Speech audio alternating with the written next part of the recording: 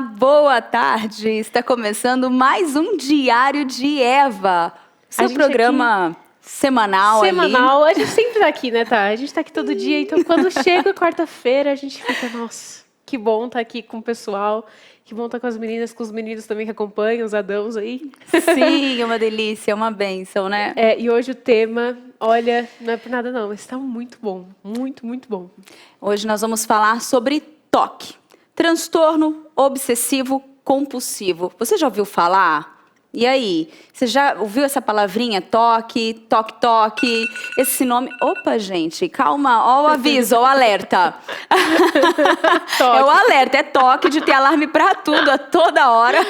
Quem sabe faz ao vivo, não é verdade, gente? Exatamente. Mas hoje a gente tá especial, porque a gente tá chique, né? A gente tá chique, a gente tem parcerias aqui. Então, a For You, ela produziu um curta-metragem que se chama Hiperpensante. E aí, fala sobre esse assunto. Então, roda aí o curta que você vai acompanhar para a gente conversar depois.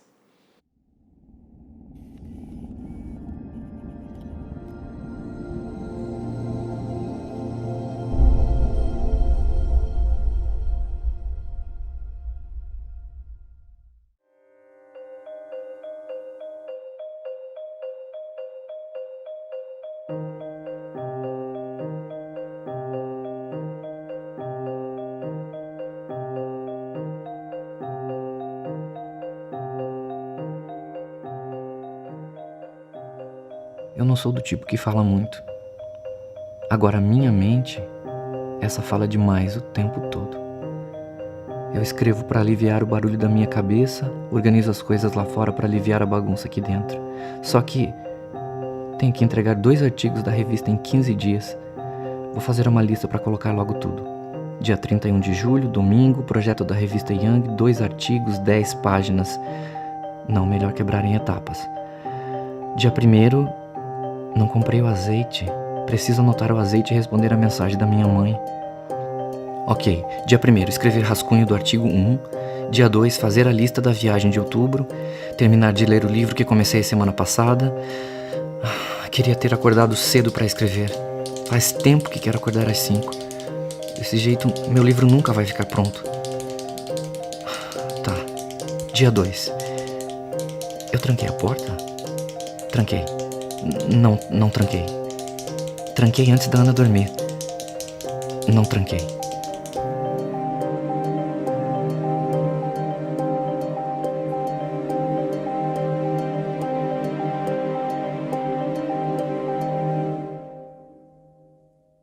Tem 35 anos e você ainda não governa sua própria cabeça. É o que dizem. É minha luta. Minha mulher diz que eu me preocupo demais, sofro demais. Sempre me pede calma. Mas ela espera tudo acontecer. Eu gosto de estar à frente, de ser prevenido, de estar preparado. Mania todo mundo tem, afinal. Acontece que às vezes, de tanto preparar, sou tomado de pensamentos e sentimentos. Sou um fraco, um inútil. 1, 2, 3. Azeite. 1, 2, 3, 4, 5, 6. Mensagem. 1, 2, 3, 4, 5, 6, 7, 8, 9, 10, 2 vezes 5, tudo bem. Lista. Dia 2, revisar rascunho e separar leituras para o próximo artigo. Dia corrido. De novo. Dia 2, revisar rascunho e separar leituras para o próximo artigo. Dia corrido. Você vem pro meu aniversário ou vai inventar uma desculpa? Você prometeu fazer o discurso. Aniversário semana que vem. Discurso. Toda a família lá. Tô até vendo.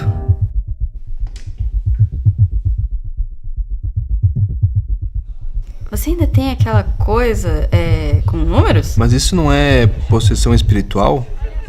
Tipo, Ué, epilepsia? mas você não é da igreja e tudo, essas coisas? Relaxa aí um pouco. Como é o nome que você Tá tem muito mesmo? estressadinho. Tique nervoso? Eu conheço um remédio. Acho que eu também tenho esse tal de toque, tique. Não é aquele negócio que a gente se irrita com o quadro torto? É um zumbido fino no ouvido que parece um enxame. As vozes se misturam, eu só quero que tudo pare. Sentimento, pensamento, mente, alma, coração, Cordes. Paulo Cordes. Pequeno e corajoso. Mentira. Verdade. Intenso, tão intenso. Barulhento, rápido, pesado, cheio, colorido, preto, branco, embaçado. Tudo ao mesmo tempo. Cansado, impotente, descontrolado, desequilibrado, ansioso.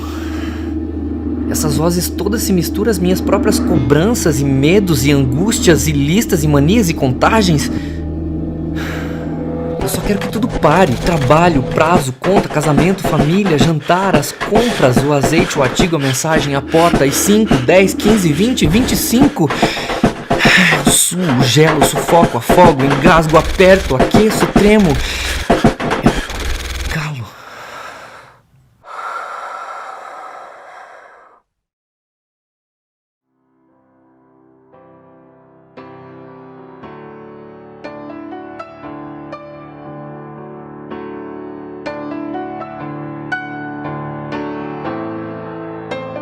Deus é amor.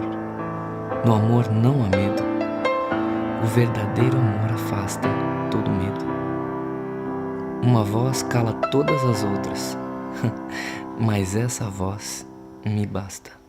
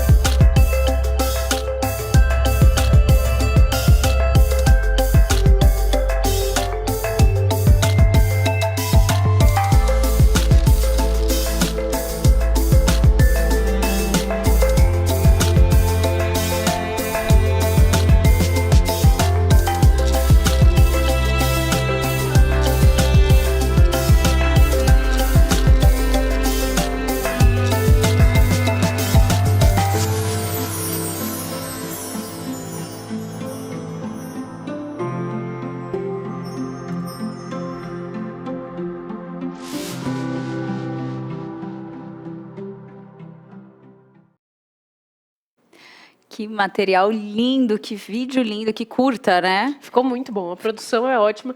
A gente não tá falando isso que a gente conhece a produção, né? O Miguel e o Luan trabalham com a gente aqui. Sim. Então, quando a gente estava procurando um material para passar hoje, eles, a gente tem um curta sobre isso. Os caras têm curta para tudo, né? Curta de todo assunto. Então, vocês vão lá no canal dele, eles estão repostando os vídeos, porque tinha saído do canal deles, mas Sim. agora tá voltando lá, ver os curtas, inclusive tem parcerias aqui com a IPP. Tem. Então, tem dois, né? Isso, e a For You é uma produtora cristã, né, importante.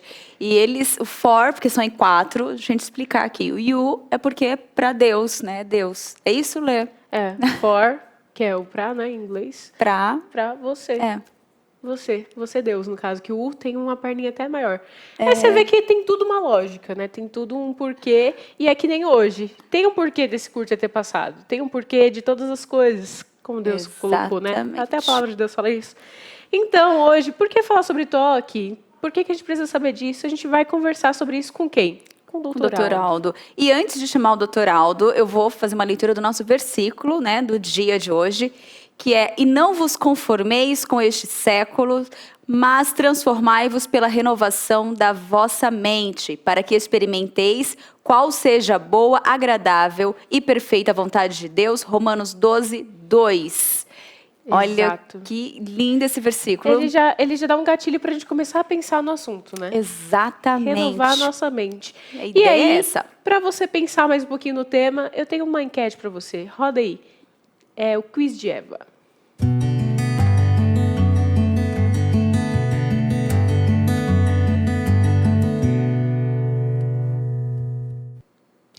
Bom, você costuma ter pensamentos que você acha difíceis de tirar da sua cabeça? Que é difícil arrancar da cabeça? Aquele pensamento fica matutando, até que você tem que tomar uma providência?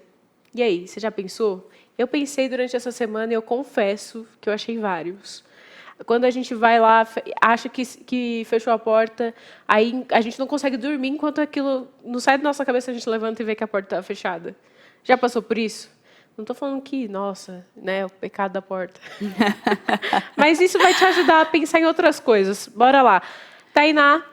Vamos lá, então agora nós vamos chamar o nosso convidado de hoje, o Dr. Aldo. Ele é médico, ele é aconselhador bíblico, ele é formado em aconselhamento bíblico pelo CCF, mestre em aconselhamento bíblico pela André Jump. Isso mesmo, ele é casado com a Ivete e ele é o pai da Carol, Ana Paula e Aldo Neto. E tem os netos também, que é o Davi, Mariana, Catarina, Júlia, João, Lucas, Daniel e Pedro. Que família, hein? Que bênção, doutor Aldo. Boa tarde.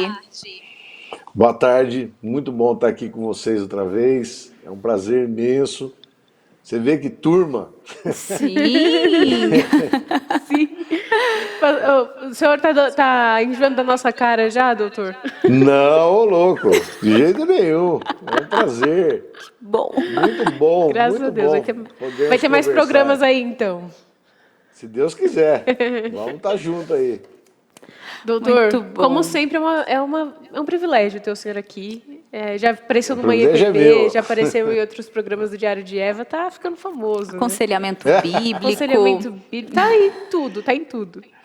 E aí, eu quero fazer uma pergunta primeiro, assim, para o senhor já começar a tirar a dúvida do pessoal.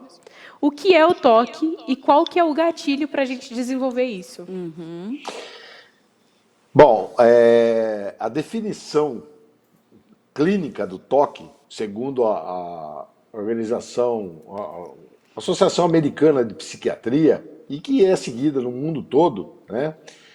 O toque é uma síndrome formada basicamente por dois componentes. O componente da obsessão e um da compulsão. Então, tem que haver essa dualidade de coisas. A obsessão são pensamentos intrusivos, que chama. São súbitos. A ampla maioria das vezes eles não têm uma causa. Ele é uma suposta crença que aparece na cabeça da pessoa. Né? Tipo assim, será que eu tranquei a porta? Se a porta estiver aberta, pode entrar um bandido. Será que eu estou com a mão suja, contaminada? Se eu tiver com a mão suja, contaminada, eu posso ter uma septicemia e morrer. Né? Eu estou andando aqui nessa calçada, aqui tem uns quadrados brancos e uns pretos. Será que se eu pisar na divisa do quadrado branco e do preto, eu vou ter um mau agouro? Isso aí vai complicar minha vida? E uma série de outras coisas. Algo que eu noto que está fora do lugar, algo que eu percebo que não é simétrico. Enfim, esses pensamentos obsessivos, eu tenho uma obsessão por trás deles. Eu tenho que... ele me incomoda. Ele me traz a sensação que está instável a minha vida. Ou poderá ficar instável. Né? E aí gera uma compulsão a consertar essa obsessão. Então, a porta pode estar aberta? Eu tenho que ir lá me certificar. A mão pode estar contaminada? Eu tenho que lavar. Ah, mas eu abri a porta para entrar agora. Ah, contaminou, tem que lavar de novo. Ah, mas eu apertei o botão para acender a lâmpada. Ah, contaminou de novo. Nossa. Tem que lavar a mão de novo. Vai atender o telefone, eu tenho que pegar um pano, pôr no telefone e pôr ele longe da minha orelha, porque se encostar aqui ele vai contaminar. Muitas vezes eu cumprimento alguém porque não tinha como escapar desse cumprimento, né? E aí logo em seguida eu não consigo nem pôr a mão em lugar nenhum, até que eu lave a mão, né? Percebe que isso aí produz um consumo de tempo absurdo. Porque eu tenho que checar, e existem alguns números mágicos. No filminho mostrou muito bem no curta aí. O 3 é um número mágico, o 5 é um número mágico, o 12, né? Então eu tenho que checar 3 vezes, ou múltiplos de 3, tá? Que nem ele teve um momento lá que ele falou, fez 10 vezes. 10 é 2 vezes 5. Então, tem que ter uma mágica por trás, né? Então, a compulsão, a realização da compulsão é o que aquieta o meu coração e aquieta essa obsessão que foi gerada, né? A obsessão, só para concluir aí a primeira parte da pergunta, ela envolve às vezes coisas estapafúrdias. Por exemplo, a pessoa está no culto, ele pensa assim, e se eu levantar agora aqui em pé e falar 5 palavrões lá para o pastor que está pregando? Ou eu estou dando banho numa criança, no meu neto, por exemplo, fico pensando, e se eu atirar ele pela janela, será que ele morre? O que será que vai acontecer? Então, pensamentos mórbidos, pensamentos de doença, isso tudo são pensamentos intrusivos, que entram na minha cabeça. Mas da onde eles vêm? E esse é o grande perturbação do toque, né? Nós não sabemos da onde eles vêm. Não é que é uma maldade intrínseca, não é isso. Mas ele gera uma incerteza em mim. E aí o que eu tenho que fazer? Me certificar. Esse, em resumo, é o toque. Entendi. Doutor, só uma coisa, Thay. Eu tava conversando com a Thay no banheiro, a gente se maquiando aqui, conversando, quase chorando algumas coisas. Mas eu fiquei pensando, eu conversei com ela, fiquei, gente, mas será que eu tenho toque? Porque porque às vezes tem os pensamentos assim, vou jogar meu celular aqui pela janela, sabe? E aí eu fiquei, gente, será que isso... Doutor Aldo vai ter que responder isso pra gente. Então, e uma outra coisa que eu tenho uma mania, que a gente estava falando, né? É de medir espaço, de, tipo, aquilo ali, será que meus dedos cabem nessa distância? Será que é o tamanho do meu antebraço? Aí eu fico meio que disfarçando, vendo se alcança. Ou placa de carro, que eu fico tentando dar nome para todas as letras e frases. É uma coisa que eu tento parar, mas eu não consigo. Assim, claro, já consegui, tá? Eu estou trabalhando nisso. Vai conseguir hoje. Isso seria um toque? Seria um toque, mas é um toque, eu diria assim, ele de fácil controle, tá? Porque você percebeu que ele é meio inofensivo e você mesmo, já sem muito esforço, conseguiu controlar, né? Na pessoa diagnosticada mesmo com toque, a coisa é muito séria. Eu já aconselhei pessoas com toque e era dramático, porque ela fazia a família inteira tomar banho. Todo mundo tinha que tomar banho. Ninguém podia sentar no sofá, porque ia contaminar o sofá. Então eles sentavam ou no chão, ou em outros lugares, tinha que forrar o chão, mas não podia sentar no sofá. À noite, o marido falava, estava na cama, falava para o marido, você não apaga a luz? Ele levantava, apagava a luz. Agora você contaminou o seu dedo, você tem que tomar banho. Não é só lavar a mão. Ela fazia ele tomar banho. Gente, que loucura. E aí já tinha começado a haver problema sério no casamento. O mais interessante é que essa pessoa que eu estou citando aí o caso, ela trabalhava numa cantina escolar. Daí eu falava, e como é que é lá na cantina? Porque você tá pegando produtos lá, né? Dando para as crianças e pegando dinheiro também. Você pega dinheiro? Pego. E aí, você lava a mão cada 5 segundos, né? Não. Lá eu não sinto nada, eu não tenho nada. Eu trabalho normalmente. Que interessante. Então, eu até dei material para ela ler, para ela estudar, para ela se tornar íntima desse assunto e entender as razões do coração que estão por trás disso, tá? Existe uma parte médica do assunto. Se vocês quiserem que eu fale sobre isso, posso falar rapidamente. Existem várias teorias que tentam explicar o toque. Alguns dizem, inclusive, que há um problema detectável em exame de imagem nas pessoas que são portadoras de toque, tá? Então, o PET scan, a ressonância magnética, elas trazem uma alteraçãozinha lá que seria o responsável por isso. Outros sugerem que o toque aparece após infecções por streptococcus na garganta, tá? Então, geralmente o toque ele começa ali entre 18 e 30 anos de idade, é a fase que começa o toque. Na verdade, ele começa quando a pessoa começa a ter problemas na vida dela, né? Ela tem que assumir responsabilidades, entrar na faculdade, vai se casar, filhos vêm, enfim. É nessa faixa de idade, 18 aos 30, quando a gente sai da casa dos pais e tem que assumir a barra, né? É quando começam os surtos de toque. Alguns começam aos 14 anos, tá? Existe o chamado toque pediátrico, tá? Que é crianças abaixo de 10 anos até, né? Que tem toque também, né? É o toquinho. E esse toque ele pode perdurar por muitos anos, muitos, inclusive a vida toda da pessoa, tá? A medicina hoje ela usa antidepressivos para tratar o toque, tá? Antidepressivos desses normais da família da fluoxetina mesmo, tem vários no mercado, né? E os resultados são razoáveis, não são excelentes, mas também não são ruins, tá? São mais ou menos os resultados clínicos, né? O que mais funciona, segundo os psiquiatras, é a terapia cognitivo-comportamental, tá?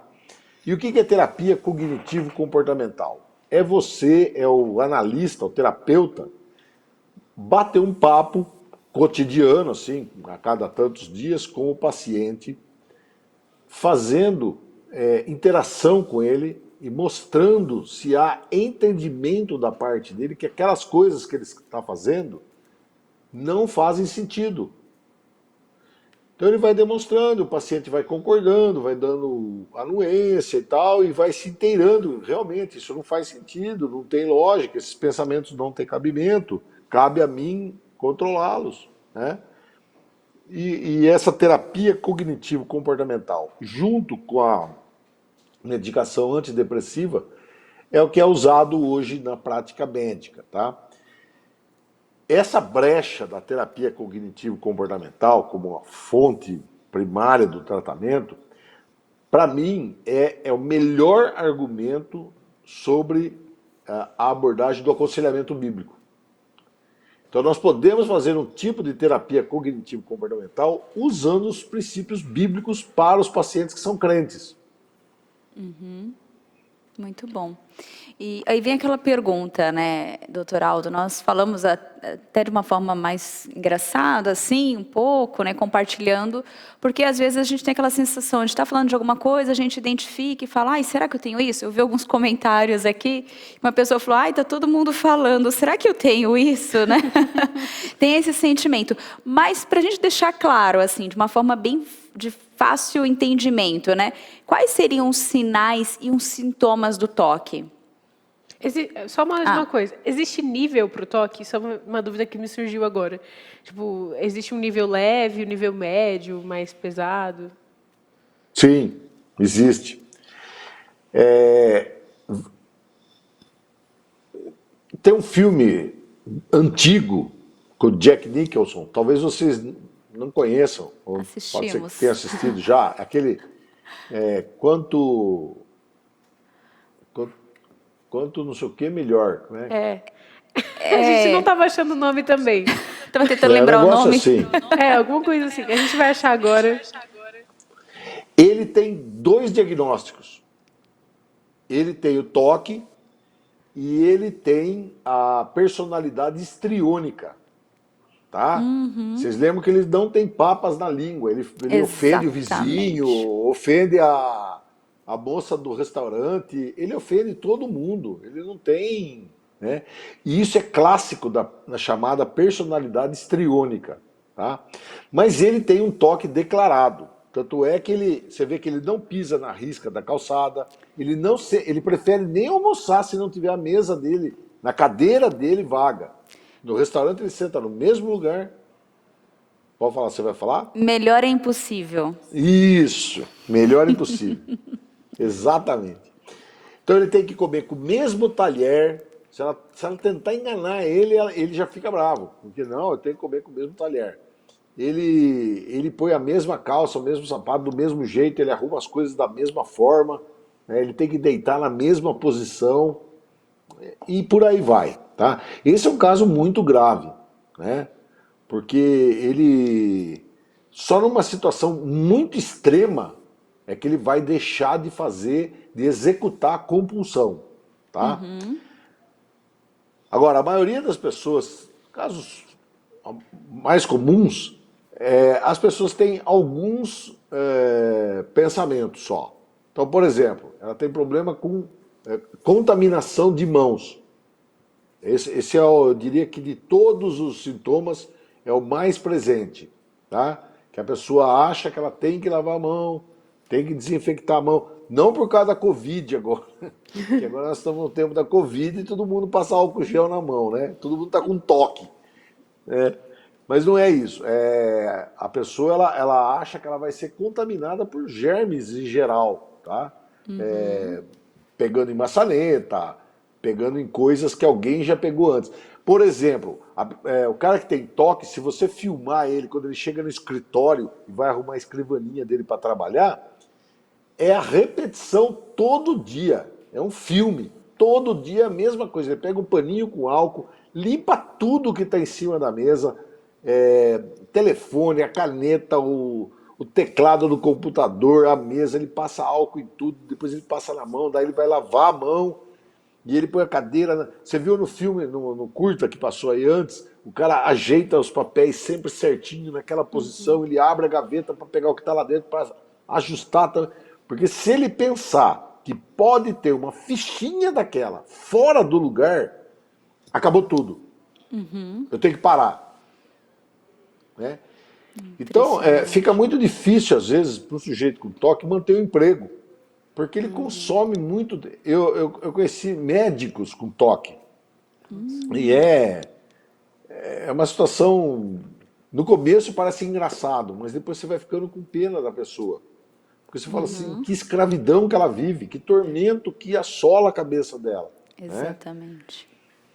Então, os sintomas principais são esses: medo de contaminação, medo de ser atingido por alguma doença, medo de ser assaltado. E qual é a solução? É ter certeza. Então, a doença mesmo, se nós fôssemos dar um nome assim, um outro nome, um apelido para o toque, seria a doença da incerteza e certeza. Ele vive uma incerteza e quer ter uma certeza. Ele precisa disso. Isso é o que faz ele caminhar no dia a dia, tá? É até complicado para uma pessoa com toque num nível muito grande Elevado, ter um relacionamento, né? Até manter os relacionamentos que ela já tem. Acho que deve ser bem complicado, né? Tem até um outro filme que nós também vimos, né, o Tok Tok, que ele também aborda muito isso, e tem depoimentos de alguns personagens que ele não tem relacionamento porque não deu certo, a esposa não conseguiu, tem um que estava acabando e ela pôs a condição dele se tratar para ela ficar com ele. Então, é complexo, né, essa relação, né? É aquilo que a gente chama de mania, pode ser um toque, né? Às vezes. E, doutor, assim, se tem alguém que identificou esses problemas, identificou que tem alguns sintomas, identificou que está num nível um pouco elevado, qual que é o procedimento que ela tem que tomar? Qual que é a atitude, né? Um procedimento médico. O que o médico vai direcionar ela para fazer? Ele muitas vezes começa com alguns sintomas inocentes. Por exemplo, se ele apertar um dedo aqui, ele tem que apertar todos. Se ele põe o dedo junto, ele tem que pôr os dedos juntos. Tem Quando ele está conversando, uma conversa, para ela ter segmento tranquilo, ele tem que encostar uma perna na outra e pôr a mão no joelho, por exemplo. Por exemplo, isso é um gestual. Então, esses são sintomas no começo ainda. Ainda não tem pensamentos intrusivos tão graves, mas ele tem certas crenças já. Ele começou a acreditar que ele tem que fazer aquele gestual. Né? É importante. No começo é como vocês falaram, até parece um tique mesmo. Né? A pessoa tem... Você já viu o Nadal jogando, né? Nadal, que joga tênis. O Nadal tem um toque gravíssimo, né? Se ele não fizer aquelas 400 coisas antes de sacar a bolinha, ele não consegue sacar. Se você falar, ó, você não vai puxar o calção aqui atrás. Ele para de jogar. Você vê que ele não pisa na risca da quadra, ele põe uma garrafinha de suco em frente à outra. Então, isso é... Daí os caras falam, não, ele tem isso aí porque é um ritual que ele faz ele jogar tranquilo. Então, mas é isso. Esse ritual traz para ele a sensação que ele domina a situação. Então, toda vez que você perceber que tem algo que você precisa fazer, que te aquieta, ou que te põe num suposto controle de uma situação, você tem que desconfiar que você está com toque. Tá? Porque isso pode ir crescendo, tomando uma proporção maior. Tá? A gente tem, eu particularmente, tenho procurado treinar pastores para identificar isso. Muito E interessante. por que eu estou treinando pastores para fazer isso? Porque eu acredito piamente que a terapia produzida pelo aconselhamento bíblico traz resultado. Porque ela é tão ou mais eficiente que a terapia comportamental, cognitivo-comportamental, que os leigos fazem, que os psicólogos, psiquiatras fazem. Né? Eu acho que para o crente, nós vamos falar agora, mais para frente, sobre o que está por trás desses pensamentos e dessas compulsões, e nós vamos ver que o problema realmente é um problema do coração. Não é um problema realmente mental. Não é uma doença mental. É tido como doença mental, mas na verdade é outra coisa. Então, já com base nisso, que você já deu a deixa, eu acho que a nossa próxima pergunta é justamente essa, né? Qual a visão bíblica que nós devemos ter, que supõe, né, que isso, assim, qual a visão bíblica que a gente tem que ter mediante a tudo isso que nós falamos aqui agora, doutor Aldo?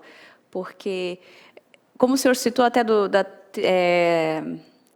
TCC, né, que é o cognitivo comportamental, eu já vi, e ele tem muito aquela influência da pessoa ter o controle, que ela tem que tratar lá da infância um pensamento e substituir por outro.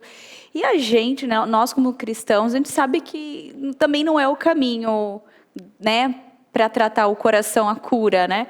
Então, vamos falar um pouquinho sobre a visão bíblica? Bom, então, veja bem, a pessoa ela tem esses pensamentos intrusivos que trazem insegurança a ela. Ele brota uma insegurança. Será que a porta está trancada? Será que a minha mão está contaminada? Será que eu vou ter um problema no trabalho hoje se eu não andar aqui nesse lugar? Enfim, alguma dúvida foi criada nela, alguma incerteza. E para que essa incerteza vá embora, eu tenho que realizar um culto, um procedimento cultual, que eu chamo de compulsão, onde eu vou realizar uma determinada atitude, uma determinada ação, visando minorar, visando acabar com essa ansiedade gerada pela obsessão. Né? Então, na verdade, eu tenho incertezas na minha vida, surtos de incertezas, e eu mesmo fabrico uma maneira de me dar certeza, de acabar com essa incerteza, de que eu obtenha segurança fazendo determinados rituais, né? Como lavar a mão, como levantar para checar a porta, como ir lá no fogão, ver se ele não está aceso. Eu já fui lá 3 vezes hoje ver se o fogão está aceso e ele não está. Se você perguntar para mim, o fogão está aceso? Não, não está. E por que você está indo lá? Ah, eu tenho que ir. Porque se eu não for lá, eu não vou conseguir dormir, eu não vou conseguir trabalhar. Então, eu crio a instabilidade e eu crio a resolução dessa instabilidade. Ou seja, eu sou o meu próprio redentor. Eu sou o meu próprio aquietador do meu coração. Percebe? Então, na verdade, o toque é uma doença relacionada a senhorio. Eu quero ser o senhor de mim mesmo. Por quê? Porque eu me dou tranquilidade. Eu sei o que é fazer isso. E o toque ele tem muito a ver também com egoísmo, com egocentrismo, porque como ele passa por esse processo da incerteza, como que eu sei que as coisas são como elas deverão sair?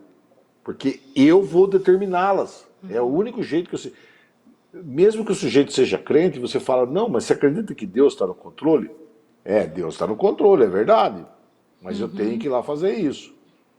E nem que ele vá recitando isso até... Ele vai checar lá se o fogão está apagado, que ele sabe que está apagado. Porque veja que o toque, o cara ele não usando uma terminologia chula, ele não é louco, ele não alucina.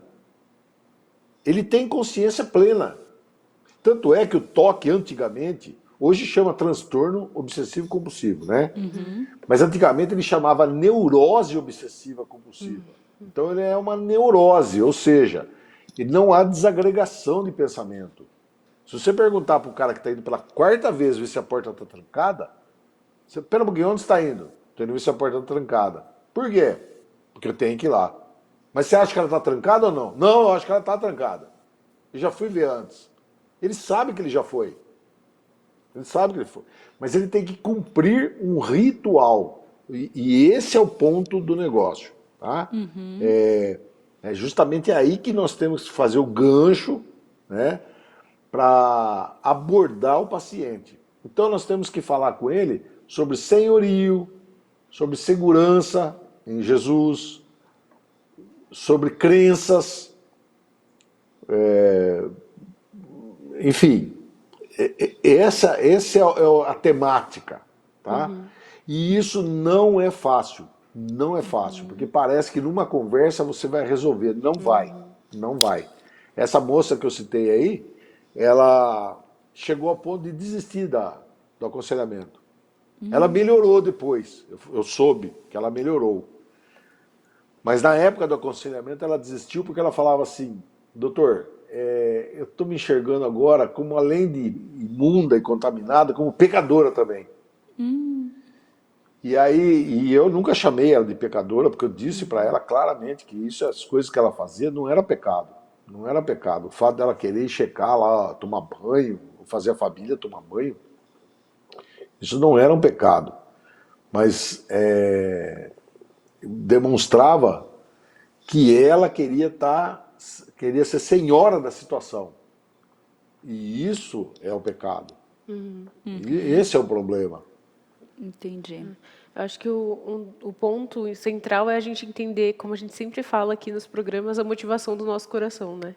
O que impulsiona o nosso coração para a gente fazer e tomar tais atitudes. Parece uma coisa muito simples, mas é que nem teve um programa sobre alimentação com a Larissa Ferraro aqui, a gente falou sobre alimentação para a glória de Deus, e um simples vício em cafeína pode demonstrar muito do nosso coração, né? Então, a gente está atento para esse autoexame. Se a gente se preocupasse só com o autoexame, a gente não ia ter tempo para mais nada, porque é muita coisa para arrumar, né? Tem muita coisinha para a gente perceber que a gente tem e que a gente deveria melhorar. É o que a gente fala, né? Você trata uma coisa aí, nesse processo você já detecta outra área, outra coisa, e é contínuo, né? Exato. Eu falava para o pastor Tiago, na época que eu fazia aconselhamento com ele, falava assim, parece que eu trato um monstro, aí quando eu consigo domar esse monstro, surge outro maior. Mas até uma perguntinha antes da lei, rapidinho. Doutor Aldo, assim... existe a pessoa que tem o toque, ela normalmente, quando ela até começa o nível mais leve, vamos colocar assim, né? Ela tem consciência do que está acontecendo, ela enxerga, porque normalmente a gente fala que o pecado, muitas vezes a gente não percebe o nosso, mas a gente vê no outro. Mas a gente fala, não, é uma questão de precaução, é minha segurança, mas não que aquilo... O senhor falou várias vezes que a pessoa tem consciência que a porta está trancada, mas ela quer ir lá. Mas ela chega a ter consciência de que precisaria de um tratamento, que isso realmente pode ser muito grave, assim, ou não? Em geral, no começo, na fase inicial, as pessoas não dão muita bola, porque elas acham que todo mundo faz isso.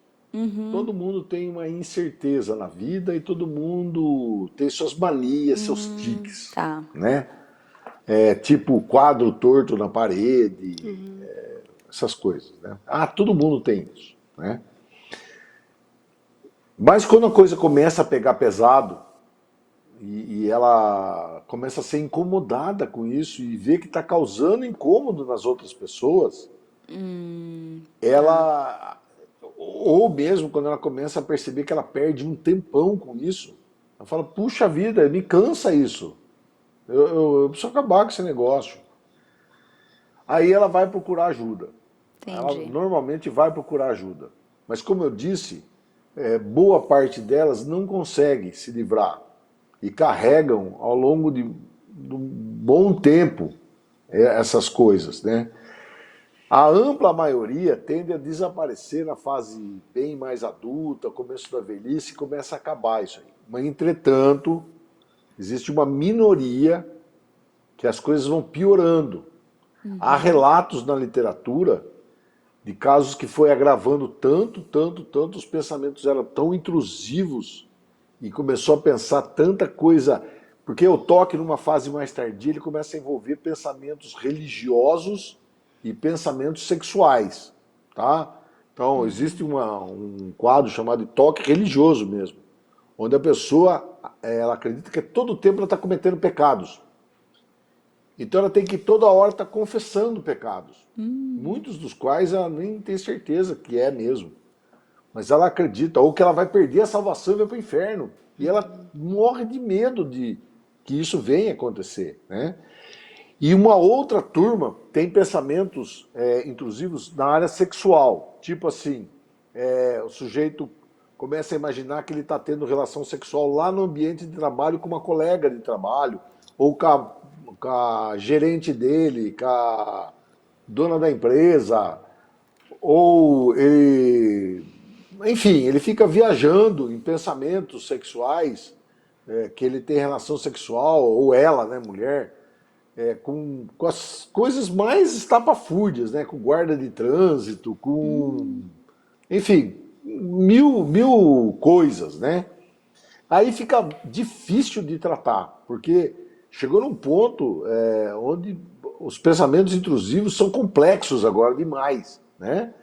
Claro que sempre há tratamento e sempre deve ser buscado o tratamento, né? Lógico, não estou desaconselhando ninguém a abandonar o tratamento de forma nenhuma, né? Mas o que eu quero dizer é que existe um percentual pequeno que vai se agravando terrivelmente e há relatos de suicídio numa fase tardia, onde o indivíduo realmente chegou à exaustão. Os pensamentos intrusivos consumiram ele. E aí ele sabe que não tem jeito de parar aquilo.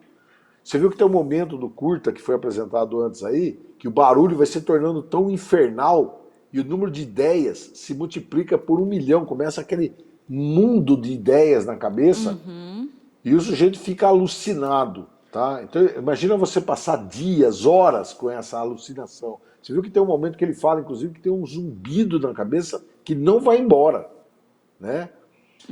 Outra coisa que o curta exibe muito bem. O toque, ele cria uma personalidade meio procrastinadora nas pessoas. Apesar de elas ficarem, eu tenho que entregar isso, eu tenho que fazer isso, amanhã é dia de fazer isso, amanhã... E na verdade ele não toma atitude nenhuma para fazer aquilo render. Bom, então vamos sentar e vamos fazer, né? Não, mas ele fica só ansiado e não resolve. A resolutividade é baixa, tá? Então, por isso tudo vai trazendo frustrações para as pessoas, dificuldades de relacionamentos, e elas podem caminhar para quadros graves daí, tá? Começar a enfiar pensamentos totalmente malucos na cabeça, né?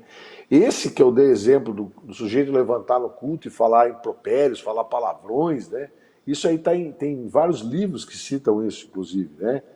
Porque é um pensamento bastante comum nos crentes que têm toque, tá? Então veja que é um quadro que ele no começo parece inocente, bobinho, ganhar um ritmo maior, começar a trazer transtornos, só que depois ele pode ir agravando, alargando os pensamentos, aí uma gama maior de pensamentos intrusivos começa, envolvendo a área religiosa e espiritual, levando o camarada a uma estafa. Uma estafa. E aí ele precisa você precisa sedá-lo profundamente. Aí é uma coisa já complexa, tá? Graças a Deus, não é a maioria que acontece isso, é a minoria. Tá. Já dá um assusto, sim, né, gente? Mas, doutor, já surgiu algumas perguntas aqui na minha cabeça. Como que eu lido? Isso é uma pergunta minha mesmo. Ah, tá. Como que eu lido com um parente que tem toque? Como que eu devo... Como que a gente ao redor, quando a gente percebe que alguém tem toque, qual que é a procedência que a gente tem que ter, né? Encaminhar ela para algum lugar, conversar com ela sobre aquilo, para ver como se desencadeou, enfim. Essa pergunta é excelente. Excelente. Porque se a gente ficar prestando atenção nas pessoas, nós vamos ver... Porque o toque, pelas estatísticas internacionais, ele atinge de 3 a 5% da população. Tá? Então, se você tem uma classe aí de escola dominical, ou um grupo lá de 100 pessoas da igreja, deve ter umas 5, 6 lá que tem toque. Tá? E aí vem o que você perguntou. Como que nós vamos chegar nessas pessoas?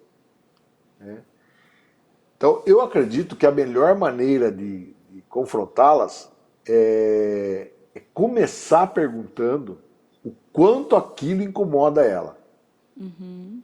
Se ela acha de fato que aquilo incomoda, ou se ela tem prazer naquilo.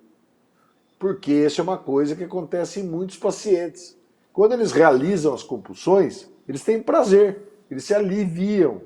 Ai, cumpri a minha tarefa. Né? Nem que ele tenha que levantar 5 vezes à noite para ver se a porta está trancada. Daí ele dorme que nem um anjo. Né?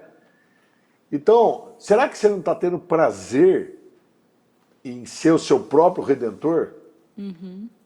Você cria uma tarefa para você cumprir. Eu sou o cara, tá vendo? Sim.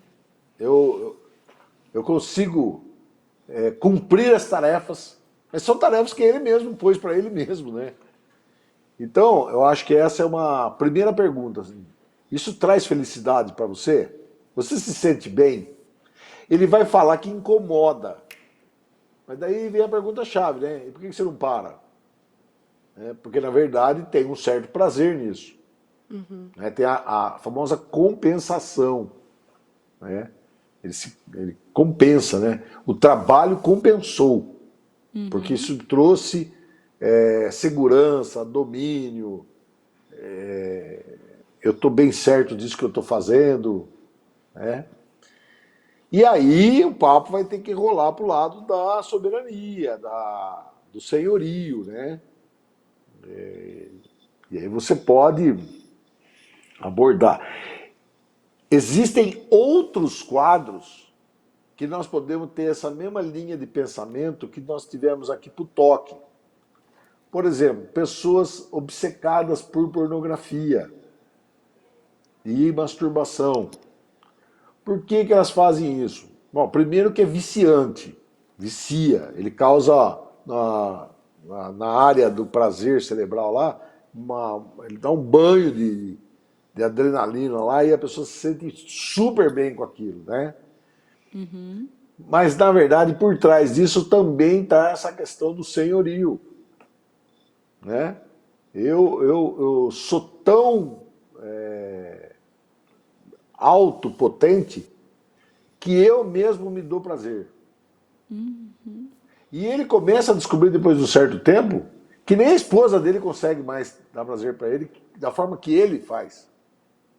E ele começa a se afastar da esposa.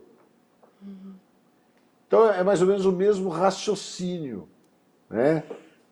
Você criou uma condição anômala na sua cabeça, de pensamento anômalo, para que você mesmo pudesse ser o seu sustentador, o seu resgatador. Você é o seu resgatador, que é isso que ele quer ser.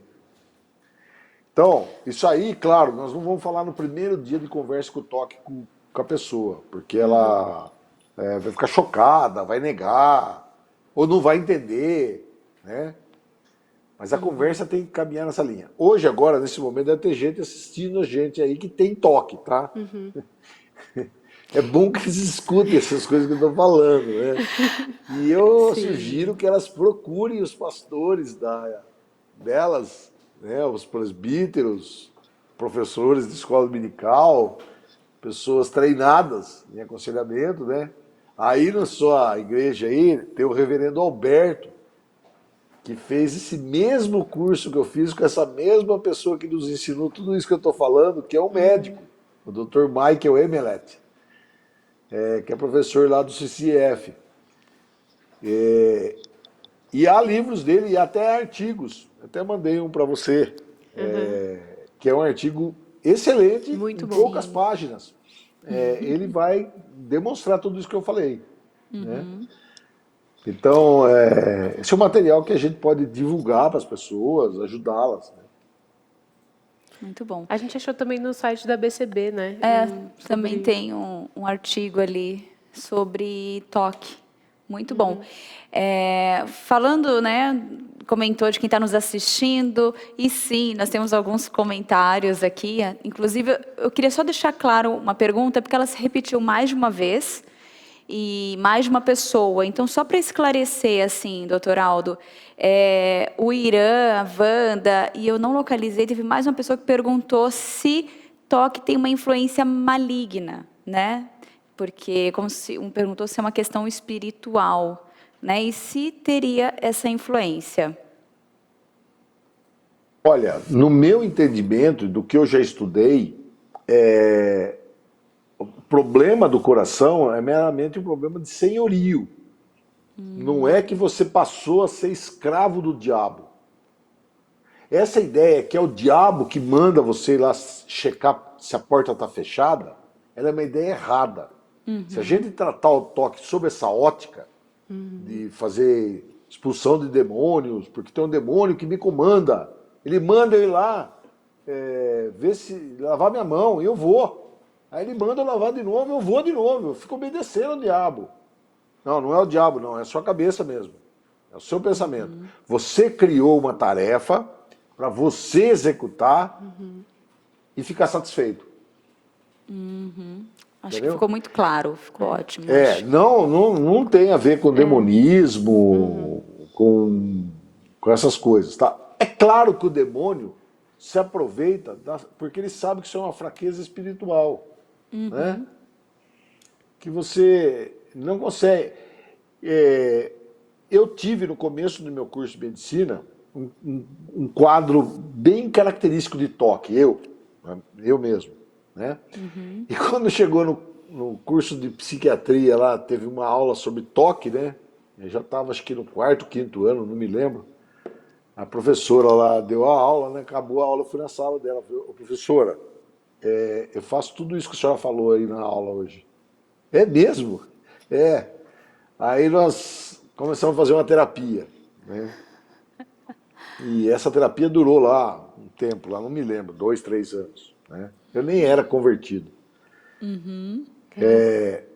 Boa parte dos meus sintomas eu abandonei, mas ficou ainda alguns. Quando é que eles realmente sumiram e foram embora? Quando eu me converti. Aí eu percebi que realmente eu não tinha que ter outro descanso a não ser em Deus. E aí eu não tenho mais que ficar repetindo ritual nenhum para ninguém, muito menos para mim, porque eu não sou capaz de me salvar. Quem me salva é Deus, não sou eu que me salvo. Né? Morto não consegue se salvar, né? Vocês estão mortos em seus delitos e pecados. Então, tem que alguém vir nos dar vida, né? Então não temos como nos livrarmos a nós mesmos, né? E esse entendimento que eu tive logo no começo fez com que uma série de coisas que ainda perduravam, já tinha passado 20 anos que isso tinha acontecido, aí realmente sumiu de vez. Então, eu vejo que realmente as pessoas, a maioria delas consegue dominar a maior parte dos sintomas, mas ainda ficam resquícios. Ainda tem pensamentos que entram na cabeça do nada, pensamentos das mais diversas áreas, né? As coisas mais estapafúrdias que você pensar. Até dá risada se a pessoa contar para você os tipos de pensamento que assola a mente dela. Mas isso não é demoníaco. Não é. Se fosse demoníaco, acho que seria até mais fácil. Era só expulsar. Só mandar ele embora. Verdade. Ô, doutor, agora assim, para fechar com chave de ouro, porque eu acho que foi muito bom, foi esclarecedor demais. Quais são os passos bíblicos que eu, com toque, devo tomar? Né? Quais as verdades bíblicas que eu devo afirmar para o meu coração e doutrinar meu coração? E a sua mensagem final, assim, a mensagem que você quer deixar para quem tem toque aí de casa, com esses passos, né?